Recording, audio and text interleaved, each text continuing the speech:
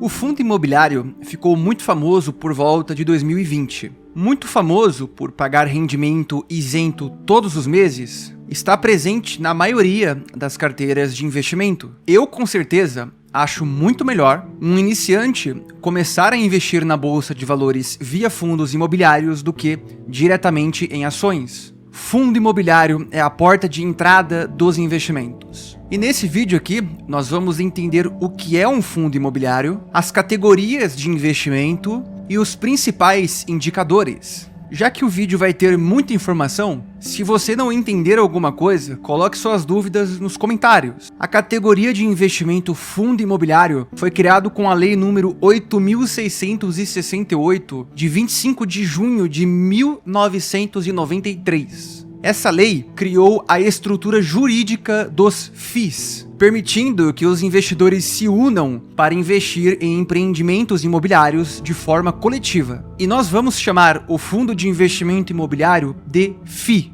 F-I-I. Todo fundo imobiliário tem um gestor responsável por gerir o dinheiro, o patrimônio do fundo, e também tem um administrador responsável pelas burocracias deste FII. Mas se o FII se chama investimento imobiliário, que é para investir em imóveis, então por que eu vejo o fundo imobiliário investindo em ações de shopping, ações de construção civil? Os FIIs podem investir em ações do setor imobiliário, porque a legislação e a regulamentação da espécie de polícia do mercado financeiro, que é a CVM, permitem que eles apliquem uma parte do seu patrimônio em ativos financeiros ligados ao setor imobiliário, que está prevista na instrução da CVM 472 de 2008, que regula os FIIs e define que eles podem investir no seguinte: imóveis físicos como edifícios comerciais, shoppings, galpões logísticos, títulos e valores mobiliários do setor imobiliário, como CRI, que é o Certificado de Recebível Imobiliário, LCI, letras de crédito imobiliário, e cotas de outros fundos imobiliários e ações de companhias do setor imobiliário, como construtoras, incorporadoras e empresas que atuem no mercado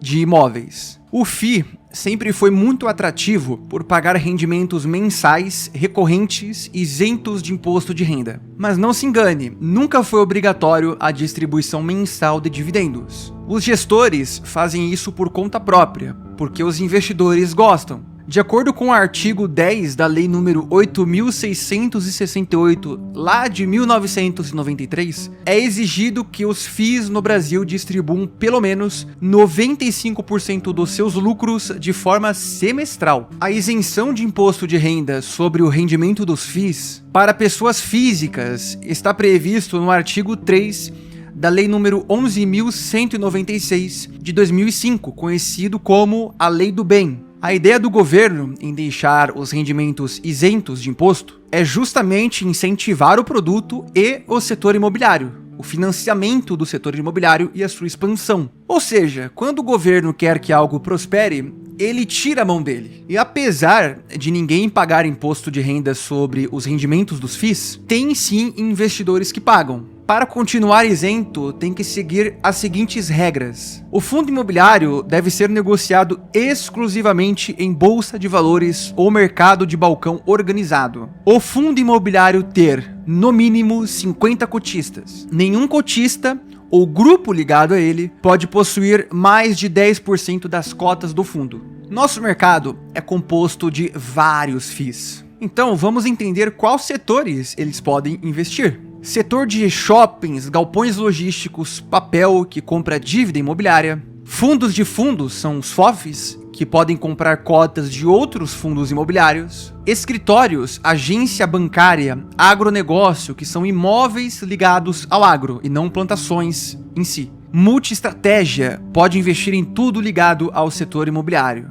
E agora que nós conhecemos os setores dos FIIs, vamos dar uma olhada nos indicadores para você dar uma analisada. Quando se trata de fundo ou fundo de papel, é de muita utilidade usar o índice PVP, que mede o quão descontado um FII está. É a divisão do preço a mercado com o quanto vale o fundo, patrimonial do fundo. Geralmente, ele é apresentado dessa forma aí. sendo que quando o indicador está 1,00, o número 1, indica que você está comprando algo que vale 100 por R$ 100, ou algo que vale R$ 20 por R$ 20, o preço justo. Agora, se o PVP for de 0,90, quer dizer que você está comprando algo que vale 100 por R$ 90, 10% de desconto, ou você está pagando apenas 90% do preço. E o PVP tem o VP de valor patrimonial. É o valor de tudo que esse fundo imobiliário tem. Só que em FIIs que investem em imóveis físicos não é tão preciso assim. Os imóveis, via de regra, dependem muito da situação de mercado, sendo que muitos FIIs estão conseguindo vender seus imóveis 20, 30, 50% acima da avaliação patrimonial do imóvel, fazendo com que esse PVP, o indicador, não seja tão preciso assim. O Dividend Yield é o tão famoso indicador que mostra quantos por cento de dividendo o fundo imobiliário pagou nos últimos 12 meses, e baseado no preço da cota atual. Então perceba, trata-se do passado, o dividendo passado, que não será garantido no futuro. É um indicador muito útil, porém não é o único indicador que você olhará para comprar um fundo imobiliário. Muitos FIIs vendem seu patrimônio, seus imóveis, o que seja, a preços ridículos só para aparecer bem na foto. Ele distribui esse resultado dele em dividendos. No curtíssimo prazo, o resultado é super bom, só que isso acaba gerando taxas para gestão e você que banca tudo isso, em detrimento dos seus ganhos futuros. Para fundos imobiliários que têm inquilinos, a vacância é um dado muito importante, que mede quantos por cento dos imóveis estão vazios, sem inquilino. Enquanto menor for a vacância, melhor. Só que não adianta também ter 100% dos imóveis locados, uma vacância zerada, o que é muito bom, porém a inadimplência estourando, que mede os inquilinos que não estão pagando, estão dando calote por alguma razão. A inadimplência que eu estou falando agora entra até mesmo nos fundos imobiliários de papel, que compram dívidas. Alguma dívida que pode não estar sendo paga ao fundo.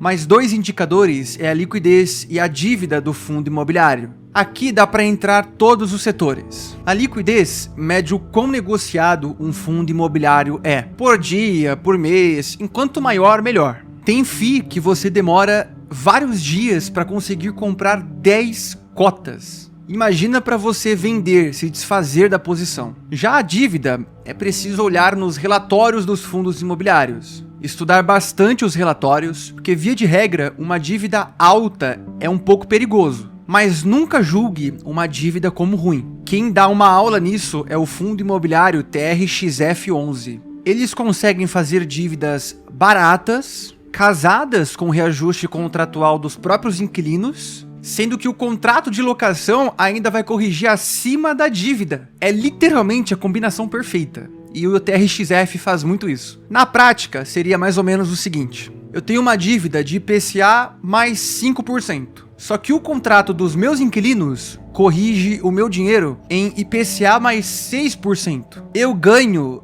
1% a mais de diferença entre a minha dívida e os contratos. Nesse caso aqui, minha dívida foi muito bem feita. E no caso do TRXF, eles usam a dívida para comprar imóveis. O fundo acaba ganhando um tamanho, crescendo financeiramente, de patrimônio, e ainda faz a dívida ficar pequena em porcentagem comparado ao patrimônio total do fundo. É claro que também tem muita dívida ruim. Dívida que acaba ficando muito cara, que o fundo precisa vender bons imóveis do seu portfólio para honrar com as dívidas e não dar calote. Quando se fala de dívidas, tem várias maneiras disso dar errado. E por último, a taxa de gestão e administração do fundo. No próprio relatório do fundo imobiliário mostra esses números. Eu sinceramente não olho tanto para isso. Na minha visão é um detalhe, porque no final das contas, o que importa é o que o fundo te paga líquido. Se um fundo imobiliário tem 2% de taxa de gestão, considerado relativamente alta comparado aos outros FIIs, só que ele te paga 3% ao mês líquido,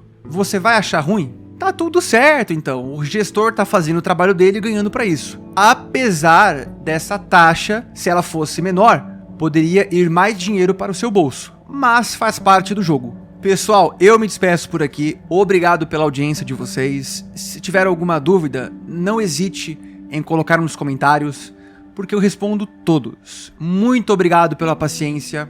Até mais.